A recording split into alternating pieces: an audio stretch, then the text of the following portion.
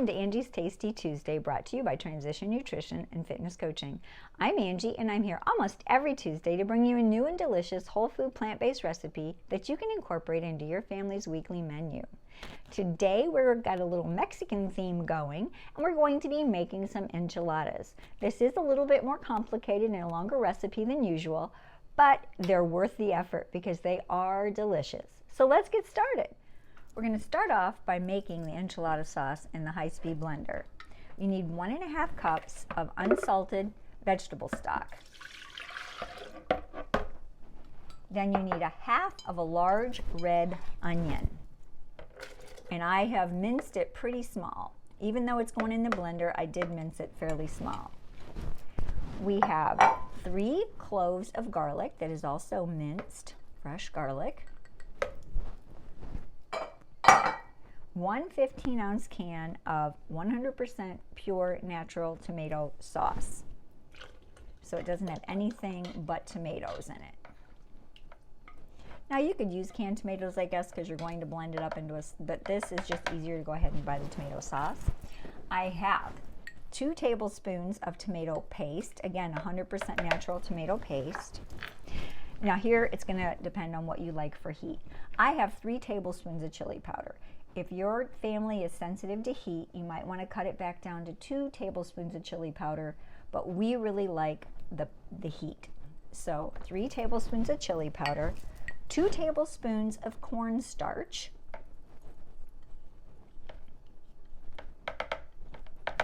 2 teaspoons of maple syrup, gotta have a little bit of that sweet with the spicy, and 1 teaspoon of cumin. We're just going to throw all that on high and blend it until it is smooth.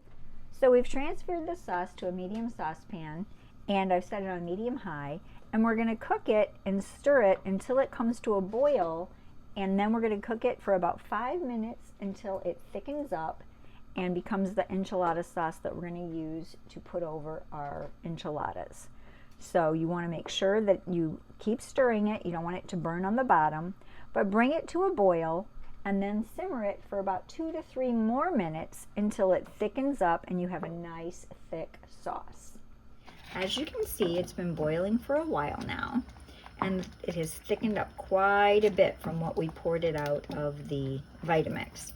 So I'm going to take this and turn it off and set it to the side, and we're going to start our filling for our enchiladas. So now we're going to start the filling for our enchiladas. I'm heating up my pan on medium to high, and I'm going to start by sauteing the other half of that large red onion that I have minced. Again, you want a finer chop than a dice, because you're going to be making a filling and you want the filling to fold up nicely in your tortilla. So the smaller the pieces, the better. I'm going to use just a little bit of water to keep the onion from sticking to the pan until it starts losing its own juices. And we're going to saute the onion until it's translucent. Now that our onions are a bit translucent, we're going to add 1 seeded, diced, and minced jalapeno and 3 more cloves of garlic. And we're going to saute that for just a few more minutes. About 30 seconds. You'll smell the garlic starting to become aromatic, and you can tell that it's ready to go. Then we're going to add 1 can of rinsed and drained black beans, 1 can of rinsed and drained fire roasted corn, 1.5 cups of pre-cooked quinoa. And now for our spices. We have chili powder, 4 teaspoons, 1 teaspoon of garlic powder, 1 teaspoon of onion powder, 1 teaspoon of cumin, and 1 teaspoon of paprika. And we're just going to stir this all together until it's all heated through. We want to reheat that chilled quinoa and get all of the flavors just heated through. Turn our heat down just a little bit until the beans and the corn are all warmed all the way through. And this is going to be the filling for our enchiladas. You want to go ahead and preheat your oven to 350 degrees. And then we'll be putting these into corn tortillas that we'll roll up and put into a baking dish, about a 13 by 9 baking dish. So we'll just start off with our 13 by 9 baking dish, and I'm going to put just a thin layer of the enchilada sauce on the bottom of the pan. And you've got plenty of sauce, so make sure you get a nice layer. You want all of the bottom to have just a little bit of the sauce underneath so that your enchiladas won't stick as bad in your pan. And now we're going to put that to the side, and we're going to start our fillings. Now what you want to do with the corn tortillas, because they are very, very fragile at this point, you want to heat them in the microwave between layers of paper towel for about 30 seconds at a time. So I'm going to go ahead and heat my first few.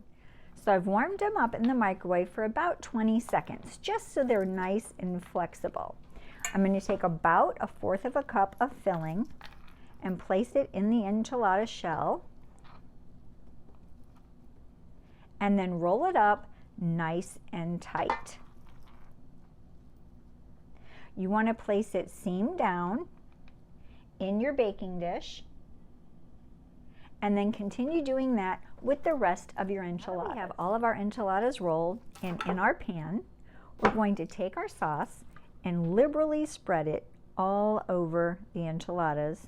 Then we're going to bake them for about 20 minutes in the oven, and then let them cool, and we're going to top them with some home-style, or whole food plant-based style, sour cream, and some cheese sauce from episode 50.